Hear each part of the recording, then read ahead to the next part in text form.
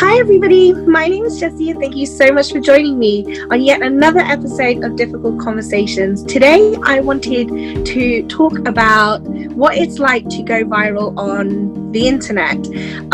I have a very different story to the guest I'm bringing on.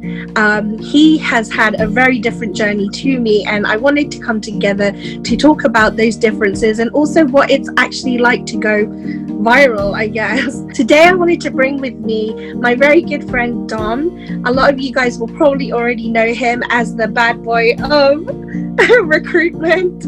I think he's absolutely fantastic, and I know that in this discussion you'll see exactly why. So Dom, please say hi to everyone. Hey everyone, how you doing? Can you tell us, Dom, a little bit more about you so that people get a feel for who you are? Yeah, sure. So I guess my background is recruitment for about 6-7 years now. Worked in a variety of different industries and sectors, and alongside that, for probably the last 2 years now, I've been a CV writer and a career coach.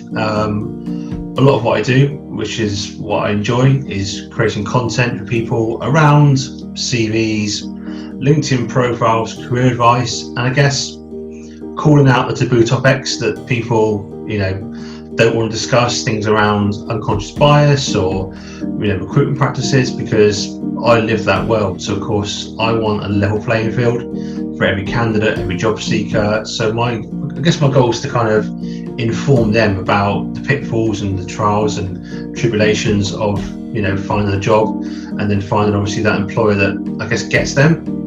But I guess that is me in a nutshell.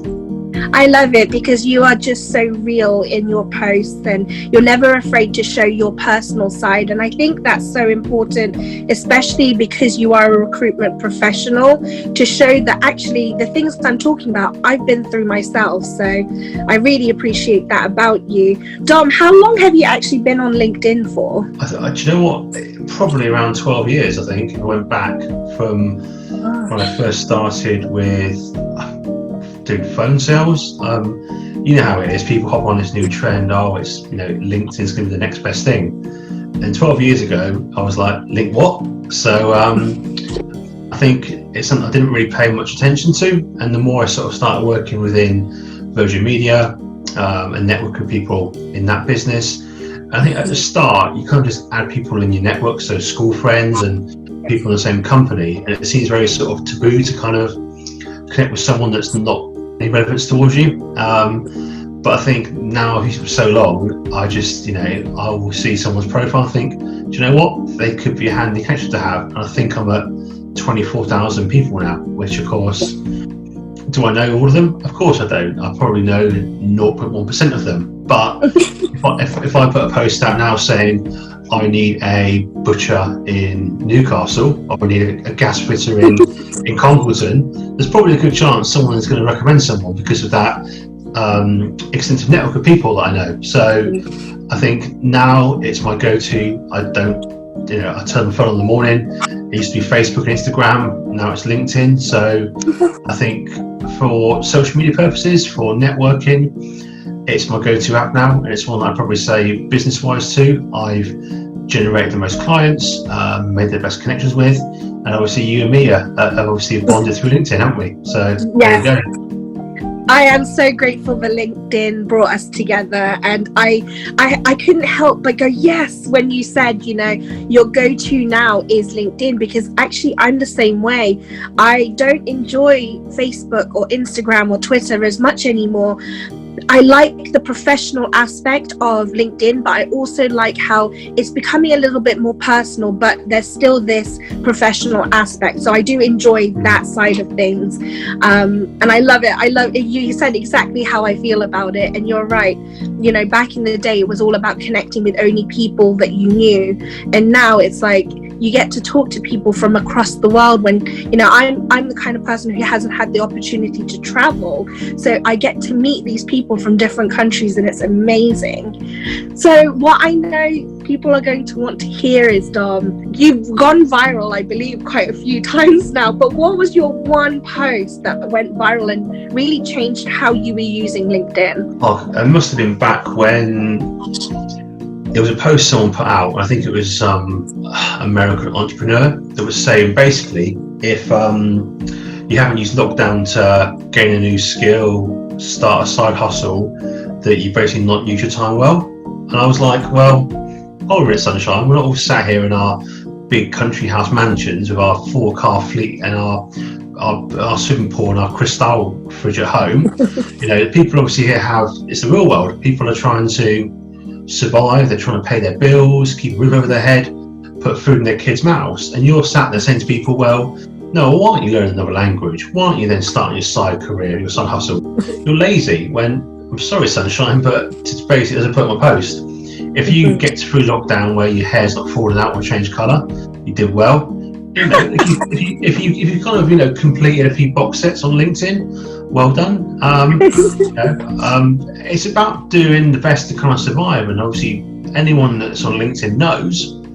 You look at the newsfeed every day, people being made redundant, companies going to liquidation. It's that volatile market right now, and people don't need to then be told they're failing because they can't grasp a new skill or they can't start earning money for themselves. People just want to survive right now. People want to get by and know that in 6 months' time they can still come out the other end and have a job to go to. So that kind of really annoyed me, because I think, and I made quite sort of light-hearted of it about learning new skills. Well, my new skill is I've learned to basically stealthy on a Zoom call, with the whole sort of like just putting a little Haribo in there, or start a new side hustle. Obviously, I'm not the most gifted man in the looks department, so I couldn't start an OnlyFans account. Well, I could do, but I doubt I'd get much uptake on it, and probably be shut down in a few weeks. But that kind of, to me, that went viral. That had about 3,000 likes.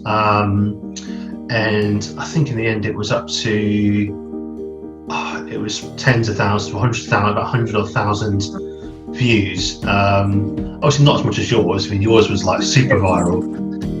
But I think that's when I kind of spoke from my own thoughts. And obviously, you can probably tell my postings now, I'm not afraid to speak my mind. I always call it how I see it. I don't obviously F and Jeff, but if something needs addressing, I'll call it out. And anything that I put out, I'm fully back what I say, and generally have the proof. I think get a concise and clear point across that hopefully is educational yet comical, because I'm pretty confident what I say because I've done it, or I feel that it's one that probably 99% of people can relate to on most of my postings. I think it's very true, and what I post right now is it's real time, it's modern, it's about the pitfalls of trying to find work, of updating your CV. It's about educating students on what's going to happen in the big bad world when they leave university. It's helping people understand a recruitment process from a recruiter, not from some career coach who hasn't actually recruited anybody in the last 20 years.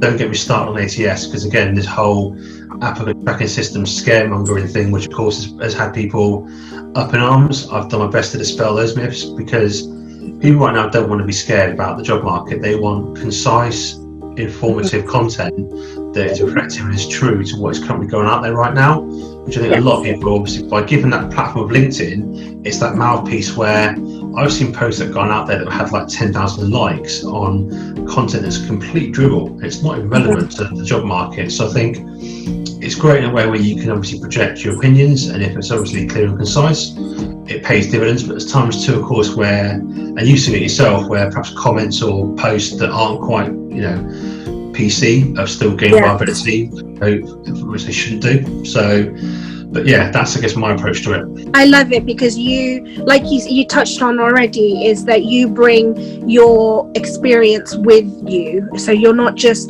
telling people what to do, you're actually sharing your piece on it. And I'm really glad that your posts have started, every post that I see from you is picking up this momentum.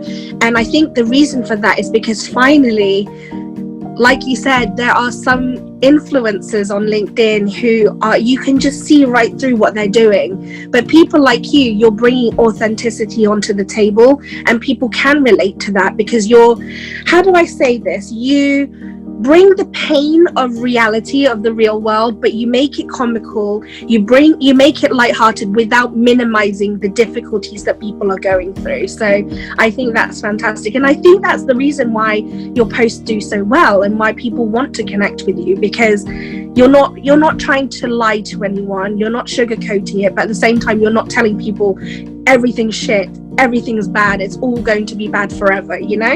And so I do appreciate that. I like your memes. they make me laugh. Yeah, memes help break down the harsh reality of some context you've got discussed. To me, LinkedIn is such a big place that everybody has a platform that they can share whatever they want. And so no one is the gatekeeper to who can share content on LinkedIn. But I always see it where people are like, the memes shouldn't be on LinkedIn, or this shouldn't be shared on LinkedIn. And this is why I talk a lot about nowadays about how professionals need a break too, you know? It can't always just be about work, especially when there's people like you and me who use LinkedIn as play and work, you know? So I think it's nice to marry the two. You kind of touched upon it earlier with what you said about how you're now becoming more open in the way that you talk. Since going viral, has your way of using LinkedIn changed a whole lot, or are you just now embracing your real self? I think it's more about a real self. Obviously, working for who I work for, I have to make sure, of course, that what I post isn't, it's not aggressive in a way. It's not going to provoke, arguments or interpretation upon what I'm saying. But I think I've always kind of, when you obviously post content in your business, you have to kind of obviously, think about, how you're displaying that content, and obviously the tone of voice. Whereas I think a lot of what I share with regards to content on CVs and profiles, just talking about that whole entire market there, I don't directly advertise my side hustle. It just kind of organically gains people from what I post.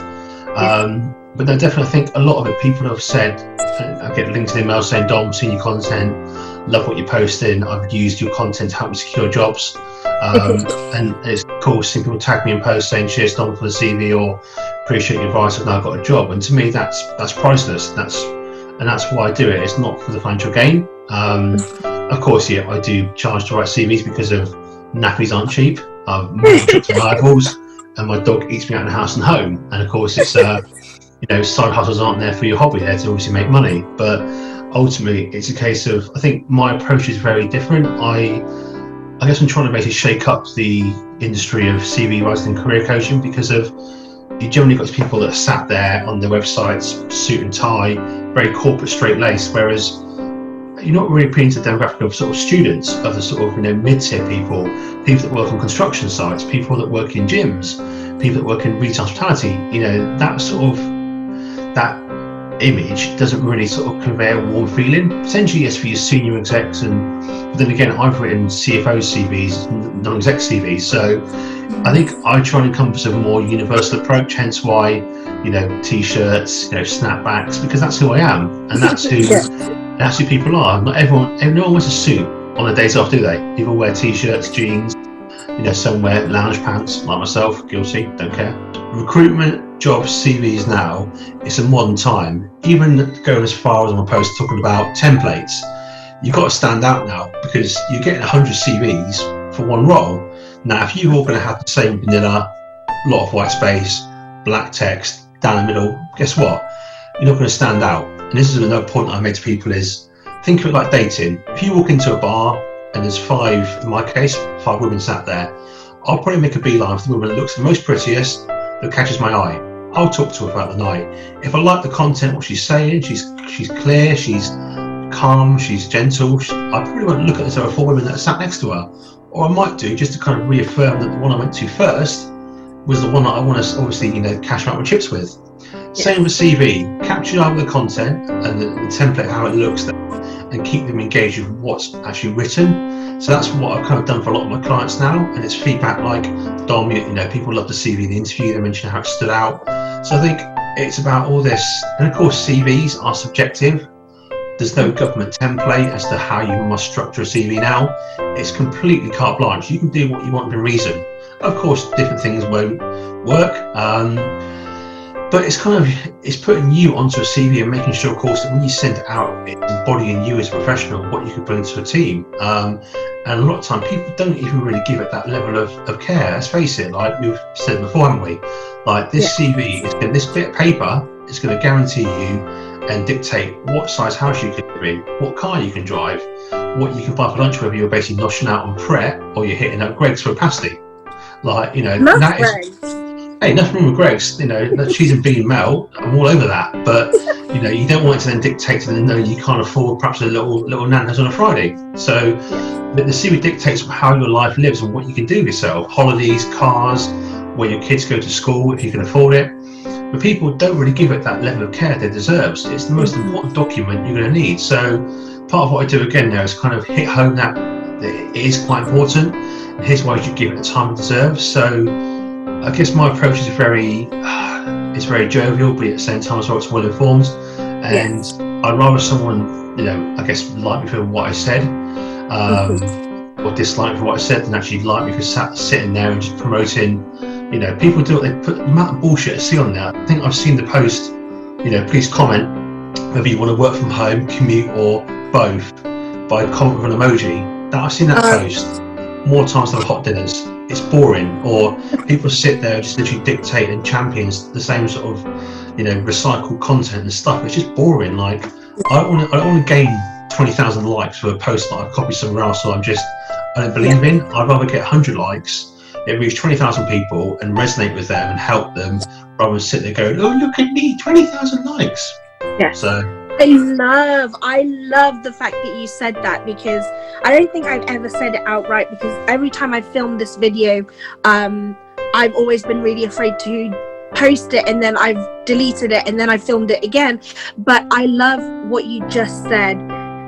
People need to stop counting numbers. I know that it's great to have, these thousands of followers, and I'm not on a high horse, but I think that there's a lot more value in the level of conversation and the type of help you've provided than having thousands of people who don't actually resonate with anything you've said, and it hasn't sunk in. I thank you. Thank you for saying what I've been so afraid to say. It's that, numbers don't equal quality in work at all. So yes, 100%. Also as well, you can't pay a mortgage. You can't pay your mortgage on the number of likes you get on a post. What dictates obviously how you pay your bills is the amount of quality you gain that then breeds clients. So if you're trying to promote a business that you run on LinkedIn by posting content people can resonate with, engage with, and actually buy into, will lead to a lot more, business leads than just basically copy and pasting generic bullshit that you see on there. And it's a case of like, oh, this post got 20,000 likes. Smashing, you might have made someone smile, but what have you really done to add value? I just want professionals to realize that it doesn't have to be that serious. I want to ask you a question that I actually was never thinking of asking you, but now I'm going to. Why CVs? What is it about recruitment and CVs that gets you so... I can tell in the way you talk, you're so passionate about it, but why are you? I think I started recruiting at 26, and I literally just bounced around from jobs from 16, retail, phone sales, account management, business analytics. And I found in recruitment my my niche. And I love helping people. I love meeting new people. I love taking someone from just a CV, a bit of paper on there with someone's name, to finding out who they are, what drives them, what motivates them. It helps build a picture of the person that you're trying to, in a way, help. Whether it's obviously agency, by trying to get them into a company, whether it's internal, trying to obviously identify their key skills to match into roles in the business. And a lot of it, again, is, I think it's variety as well. It's like no day is the same. So I appreciate you do get the same candidates that serially apply for all the roles, but generally you meet new people. And I think that's what kind of made me enjoy the role. I've worked in different sectors, different people, engineers, accountants, you name it. And I think when I worked in an old company, I sat there one day and I was going through CVs for gas engineers who are highly skilled engineers. They can, they can fit a boiler, do your pipes, but I promise you now, probably 9 out of 10 of them could not write a CV. It had less writing than a tin of baked beans on it.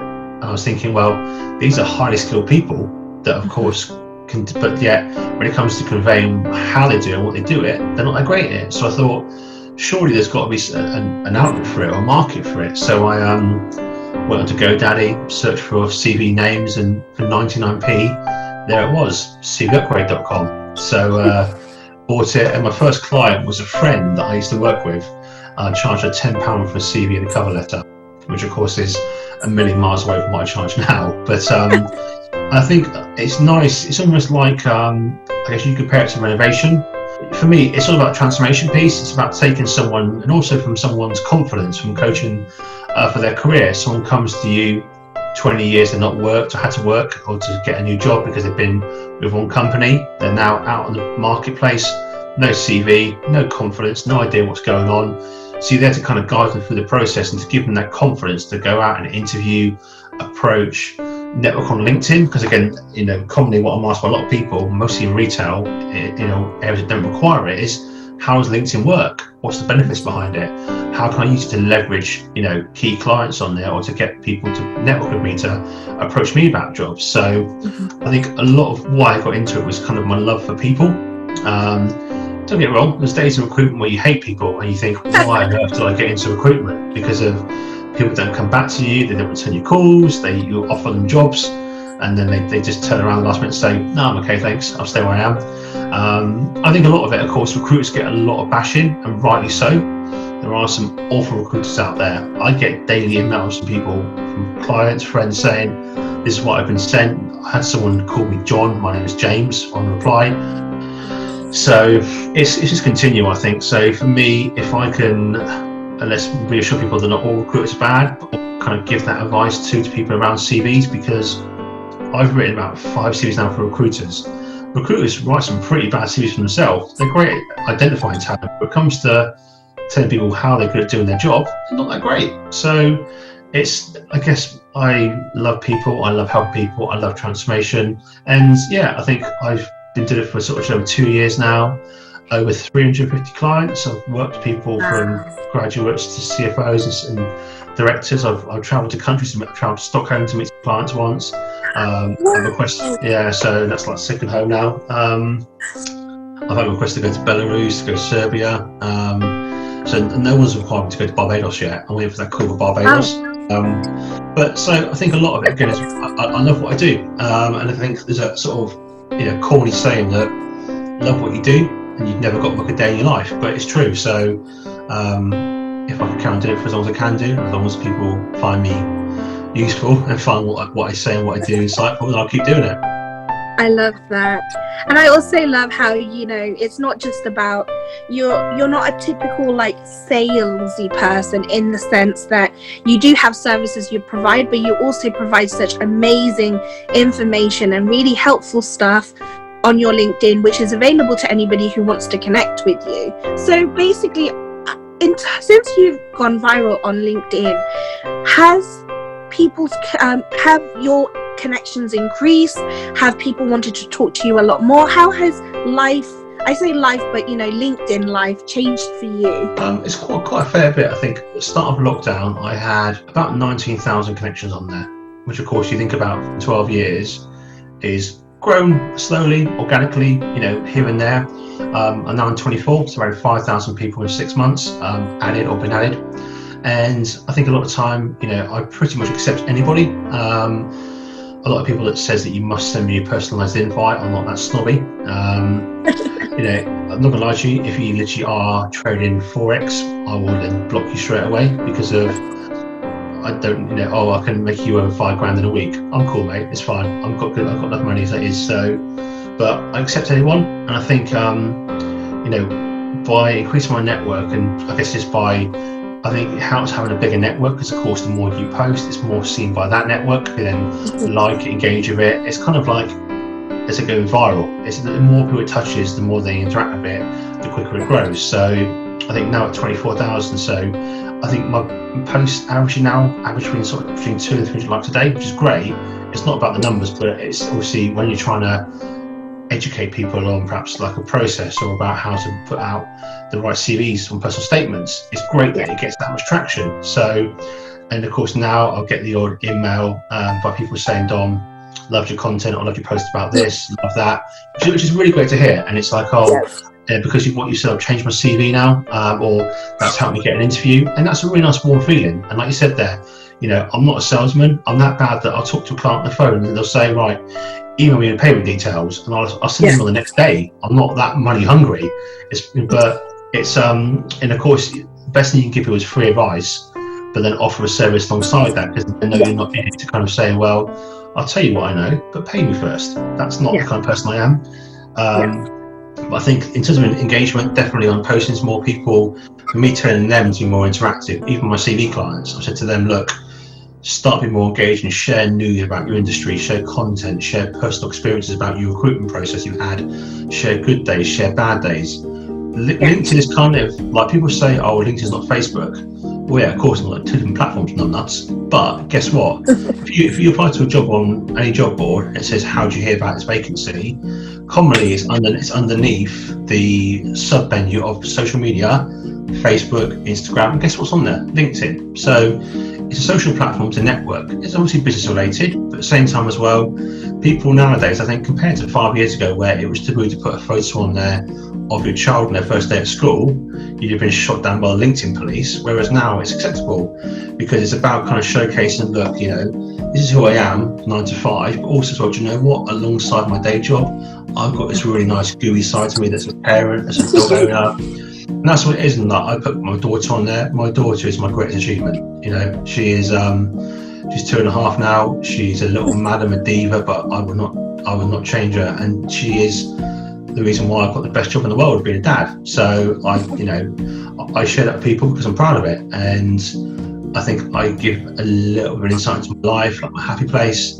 And I put posts out regarding obviously mental health, because I think sometimes people need to kind of know they're not alone. Obviously today being Suicide Awareness Day, again, a massive point there is a case of, look, don't feel you're alone. I had that one day last week when I felt really alone, which for me was the first time in a while. And I thought, rather than shutting down and just basically shut off from the world, I'll say how I feel. And that was last week. I'm still getting likes and comments today and emails saying, thanks for putting it out there. Really appreciate you, just addressing that issue. Because for men, it is that whole bravado of, look, big strong men like Vikings. We don't ever show emotion. We just basically go out and fight and just obviously and just do what we do. But in reality, men need that sort of outlet to escape as well. And it's always that case of, well, man up. Well, no, it's more like man down. If a man's down, come up. I love that. I've never heard that before. If a man's down, pick him up. LinkedIn as a community is one of the, and you've probably found it yourself too, isn't it? One of the best tools if used in the right way to promote yourself. Like I said, obviously I promote advice and services. You're about obviously feel good advice, empowerment, addressing obviously the key issues too. It can be whatever you want it to be, because at the same time, the main goal of LinkedIn is a networking site, not business. I love that. But I want to ask you, I'm going to flip it around a little bit. What has people taught you since being on LinkedIn? I think a lot more around exposing yourself for who you are, in terms of, there's always this sort of mentality of remaining corporate and remaining obviously sort of like, straight-laced and I'm here for business, not for pleasure. Which I think a lot of it, again, is people, I'm quite an emotionally shut off person. I don't, I've not cried in 14 years. When my mum passed away when I was 19 from cancer. So as a person, I obviously will come across quite jovial and funny, and I like to laugh, but anything along the sort of emotional side of it, I'm very locked off. Even my daughter was born, I had a little tear that started to come. I was like, no, you get back in there. So, that's not me as a person, but I think a lot of what I've seen people's journeys on here, I've seen people that have tried to commit suicide, and have obviously then either survived or then pulled out of it. And it's made me realise that there's a lot of people that's taught me, a lot of people on here have different journeys that we shouldn't, I guess, compared to perhaps Instagram, where it's all influencers, it's all lose weight, look good, feel good. There's a lot of empowerment on here. People try to empower people. That is the beauty of LinkedIn, of what perhaps I've learned recently, but also years ago, it wasn't happening. Even seeing more students now, like I've got an upcoming Q&A session with my colleague, business partner, Russell Ells, coming up as well, where we're going to do a Q&A for students around LinkedIn, job searching, because again, there's not a lot of content there for them. But I think even students, even sixth formers are joining LinkedIn. So I think now it's not just a case of you've got to be, mid-20s working in a corporate environment to use LinkedIn. It is now a platform for everyone to use it and use it to the best abilities. You have students, that get the results and giving you a high five, what I'm getting into this university, or, I've got this course that I've been onto, or I'm doing this internship, and all this, like virtual high fiving and sort of empowering each other and support each other is what we need to see. There's none of this, you got people on LinkedIn, like this infamous CV writer that inboxes people and then just basically shuts down their CV and is really aggressive. But even then, that's a talking point. It brings people together to discuss bad practice, discuss bad people. So I think what's helped me as well is I've definitely come out more on my personal side rather than just talking business. I've still provided business content, but in a way that's more personal to me, that I don't look at it and feel I've been it's like a mouthpiece. I've been forced to say that. It's me, I will sit there and probably record. I've released about 3 videos now, 4. I'll live with you. I've recorded that video 45 times. I've effed and jeffed and I've messed it up, and I've probably kept them all still for a blooper reel. But yeah, I think it's just being you, isn't it? I think people come on board here. There's obviously people on there. There's a girl called Leah Turner, who's 6 months now, is doing LinkedIn coaching courses. She's doing phenomenal. Before that hadn't really utilised it. So I think LinkedIn can be what you want it to be if you use it in the right context, whether you're looking to make money, make connections, empower people, share knowledge. It is what it is, and I think it's a case of now I've certainly learned now it's more about a networking platform than it is business, and that's kind of helped in my posts. And also as a person, I'm a lot more receptive now to basically people's emotions, whereas I said before, if someone cries, I usually just walk away. I don't deal with emotions. Someone starts crying and I'm like, whereas now I might just put a hand on their shoulder and just sort of reassure them, whereas before that I wouldn't have been as obviously emotionally engaged. But yeah, I think it's helped me as a person too. I'm sure you're the same too. I mean, how's LinkedIn work for you? Has it been the same as it, or? Well, I wanted to actually, one of the reasons, and I'll be fully transparent with the audience, is that that the reason I wanted to bring Dom on board is because I wanted to finally officially tell people that Dom is actually the reason why I posted my post about body shaming. However, it's not because he body shamed me, I'd have you know. He very innocently asked me why I didn't have a profile photo, and also I don't want to get into it because I feel like it's not my story to share, Dom, to be honest. But we had an interaction prior to this where I believe that I had embarrassed or upset you, and even though you assured me I hadn't, I had, and I still suffer from a lot of self-loathing, but I grew up believing that if you upset somebody, you punish yourself worse. And I know now that is such a toxic behavior to have. I'm getting through it, but at the time I was like, I don't know Dom, and I think he's a really nice person. I've upset him, so how do I punish myself? And it just so happened that he asked me innocently, why do you not have a profile picture on your LinkedIn? And it brought back so much of this fear that I had. And the reason that I didn't have a profile picture was because I gained a lot of weight since I got LinkedIn. I was very insecure about my body, and I also had experienced a lot of body discrimination in my workplace, or in my previous workplace. And I shared that for the first time on my heart, believing that this was going to even the playing field between me and Dom. And I was going to show him that I was truly sorry for upsetting him. And I'm glad I did it because, first of all, it brought us together, I think, even closer. Definitely. And it also kind of it made me call out myself for the mistreatment I was giving myself, because suddenly I had thousands and thousands of people being like, no, you're fine, you know? And actually, even better than that is I had people coming out and going, Jessy, I've been through this too, and now I'm ready to speak up. And that meant so much to me.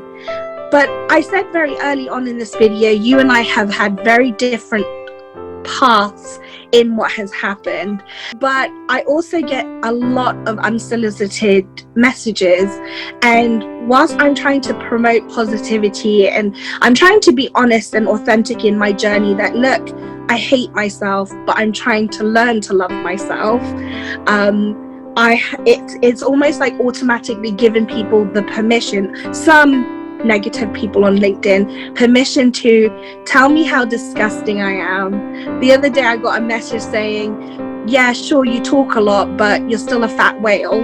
And you know, I get things like that every day. Last week I woke up after having quite a bad day the day before to 50 dating website notifications, like 50 different types of dating websites, like Christian Mingle, Church of Latter-day Saints dating, Plenty of Fish, you know, all these things. And I just thought, this is so toxic to have this all the time. And so it's like I'm trying to balance, you know, not being afraid to look at my messages, because I know that there'll be a handful of bad messages with some positivity. And that's why I do appreciate, I'm not in recruitment anymore. To be honest with you, I have a CV, but that's all I just have a CV. But Dom, your posts really uplift me, because even though I'm not looking at improving my CV, it's kind of like you provide this information that I'm like, oh, hang on a minute. Yeah, I need to think about that. And so that's why I always want to encourage people to connect with people outside of their work, you know, what is it called? Outside of their sector. You can really learn a lot. I want to know though, because I'm so glad that people are resonating with you and are really being uplifted by you. But I would like to know, do you ever receive any negativity? Not directly, obviously, via like an email. Someone may call out something I've said on a post, but you can probably tell that I'm quite happy to shut them down, because don't get me wrong, everyone's entitled to their opinion. I'm not knocking someone's opinion, but when someone will challenge what I'm saying with a negative comment, or will say, well, no, that's not right, and I know in my heart of hearts that it's right because it's something I've done, I've executed and done it time and time again, I'm more happy to have that conversation and say, no. And there was another recruiter a while back, so I did a post around tips for online video interviews, things to be mindful of. And I think even I spoke to you about it, and you gave me a really good point around the whole Alexa thing. So, you know, John's thing was amazing. But I gave these points across people, was like, look, you know, to beware of animals, you know, doorbells and deliveries.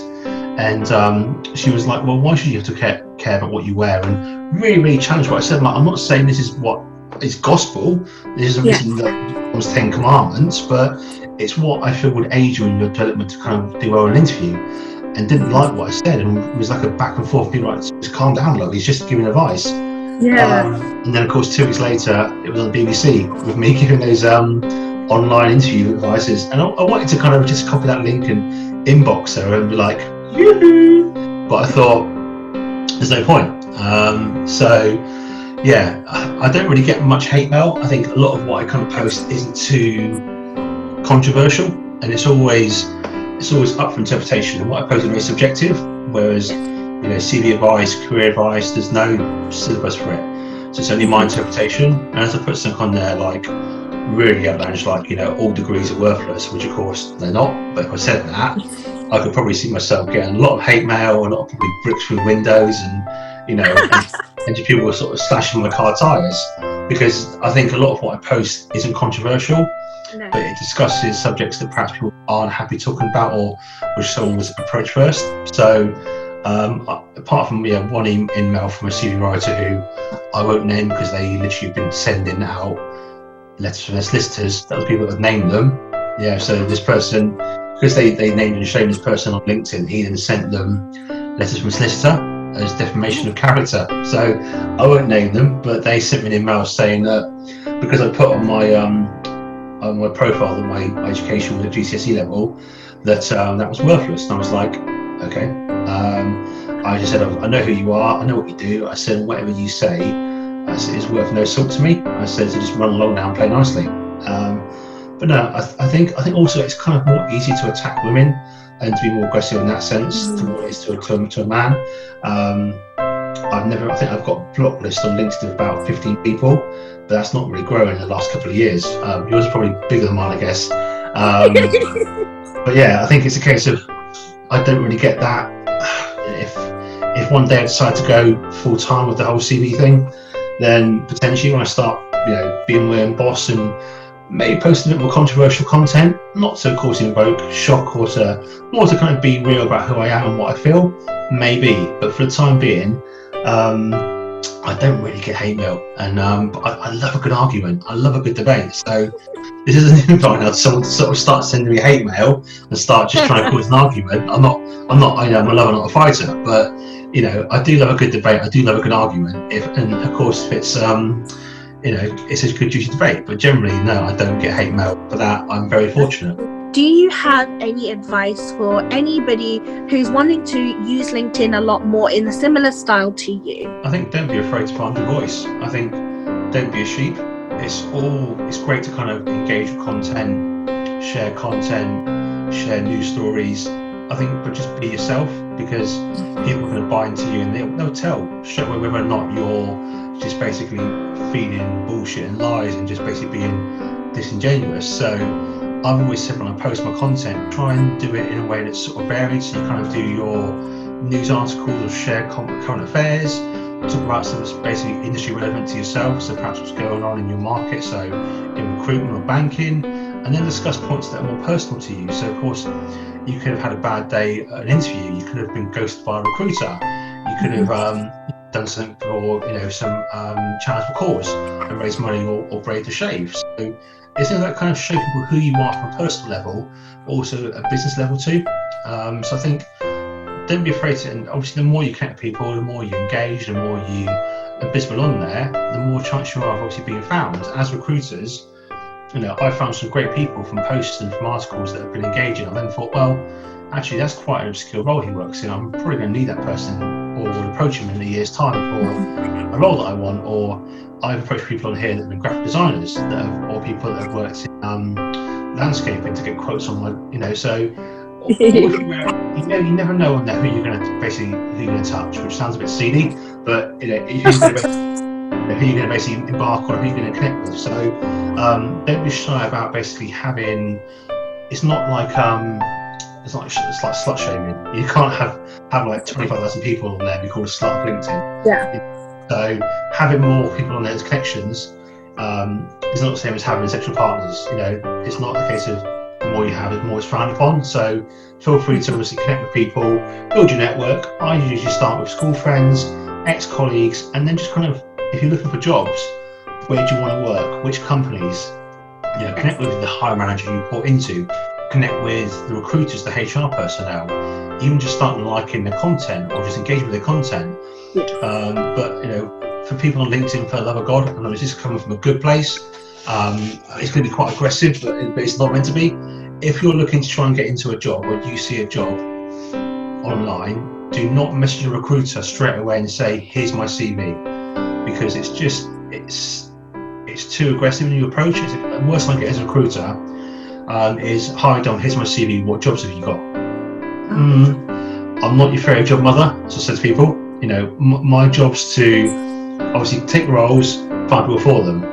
Agency is different. Obviously, agency recruiter is to get someone's CV and try and tell them what you've got at the moment. Whereas internal, I know what roles I've got, and you're not a right fit for those roles. But also as well, you've not looked at the careers page. Obviously, if you're asking me what jobs are out there, you've not been proactive enough. So why am I going to then sort of, and I get probably 10, 20 a day of people saying, hi Dom, here's my CV, what jobs have you got going? Or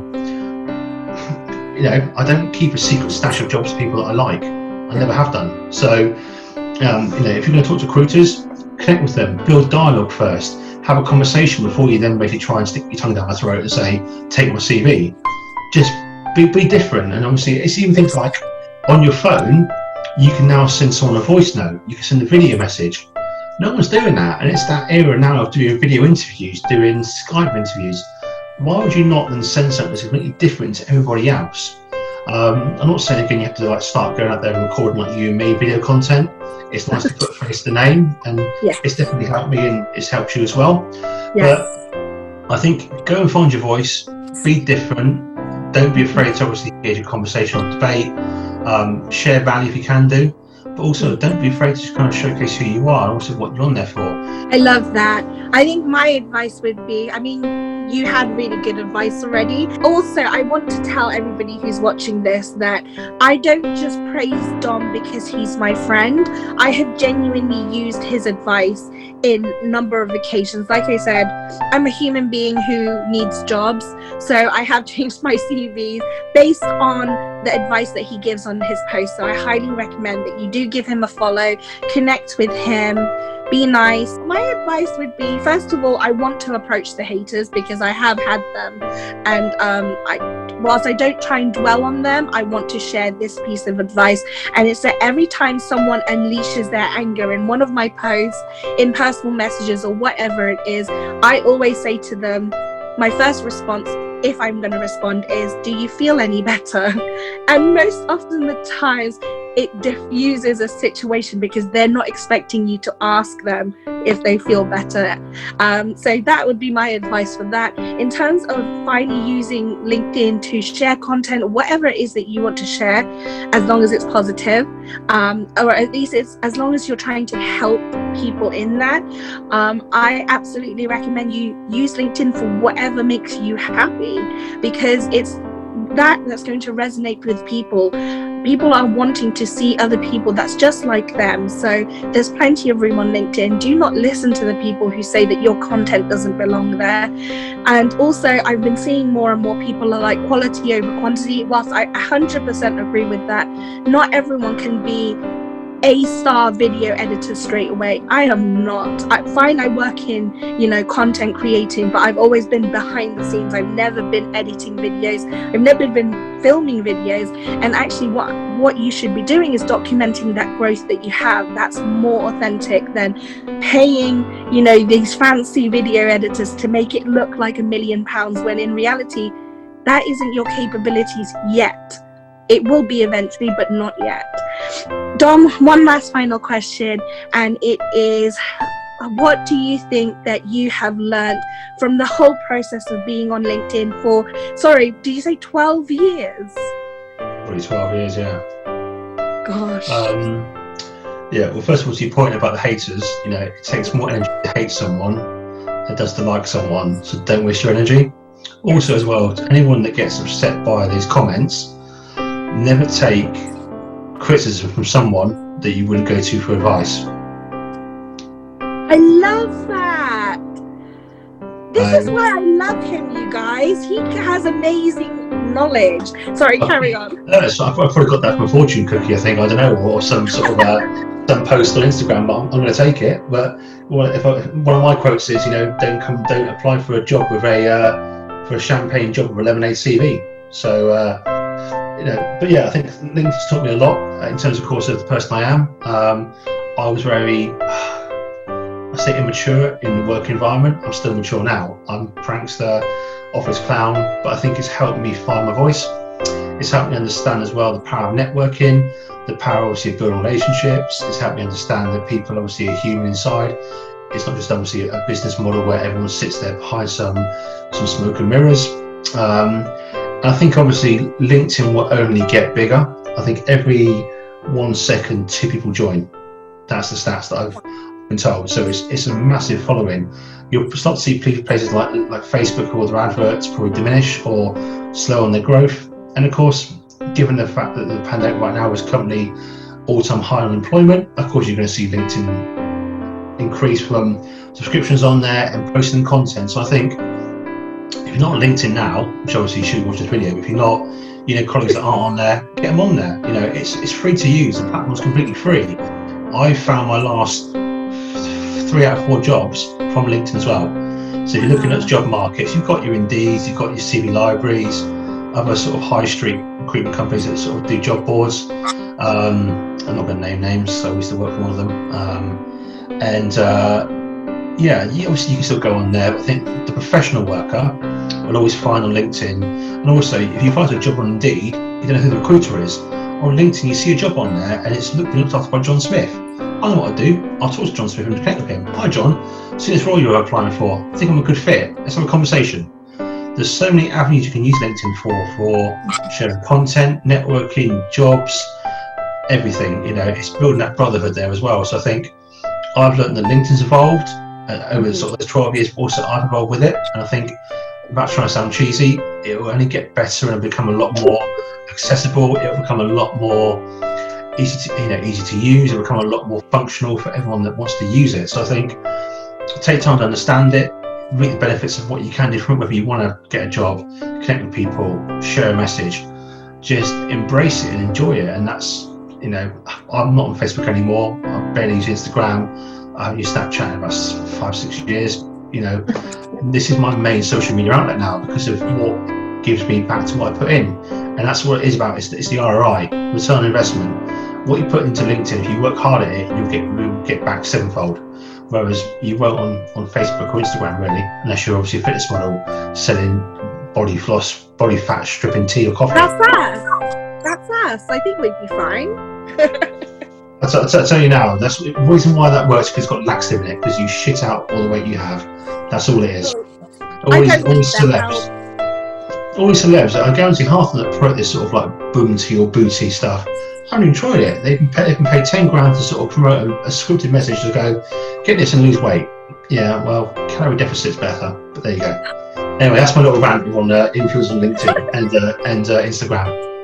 Yeah, well, you stole my answer kind of, in that sense that you put in what you get more the more you put into, and I always think you get more out of it than you put in anyway. So if you put a little bit more effort in, then you get so much more back. I've been on LinkedIn for 7 years. However, I only actually really started using it. Dom was one of the first people I started talking to when I started using LinkedIn again. I started it when I thought I think it first was introduced to me, but I never used it really. When, back in March, even up until I would say June, I had 106 connections, and I would say about 99% of them I knew. And so it wasn't until in the recent times that I've actually started to connect with a lot more people. I've allowed more people into my network, and I'm learning so much from it. So I think don't be afraid to do something different. Don't be afraid to do something different that you don't normally do either. And yes, like Don said, you get so much more than you put in. So just put a little bit more effort in what you're doing. Thank you so much, Don, for joining me on this difficult conversation. I really appreciate it. And I hope that everybody has fallen in love with you too. So thank you so much. I'm just going to quickly say, I am going to put Don's LinkedIn details, not his password, sorry. I will put his link in this description box so that you can give him a follow. I honestly think it will be the best profile you're going to follow at least this month. That is a Jessy guarantee. Never done that before. So I hope that you enjoyed this difficult conversation with Dom and I, and enjoyed learning more about him. As always, please have a good day. Be good to yourself, and we'll see you later. Bye.